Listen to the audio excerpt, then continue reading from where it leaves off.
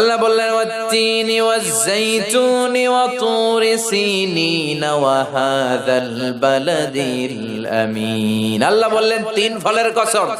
কোন ফল? তিন ফল। ডুমুর। এই ডুমুর ফলের অনেক উপকারিতা। এই তিন ফল আমাদের দেশের তিন আর আরব দেশের তিন ডুমুরের পার্থক্য আছে। আরব দেশে ব্ল্যাক তিন, হোয়াইট তিন দুইটাই হয়। হোয়াইট তিন যেটা খুব মিষ্টি, এটা খেলে তিন ফলের সেদ্ধ রস খেলে ডায়াবেটিস ভালো হয়ে যায়। আমাদের অনেকের ডায়াবেটিস আছে না? বাংলাদেশের জাতীয় রোগ এখন ডায়াবেটিস। ঘরে ঘরে ডায়াবেটিস আছে না নাই? ইনসুলিন আছে না নাই? আল্লাহ হেফাজত করুন।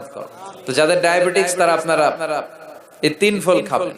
অনেক মায়েদের ইররেগুলার পিরিয়ড হয়, অনিয়মিত মাসিক। যারা তিন ফলের সেদ্ধ রস খাবে তাদের মাসিক নিয়মিত হয়ে যাবে। সুবহানাল্লাহ, আসতে বলেন।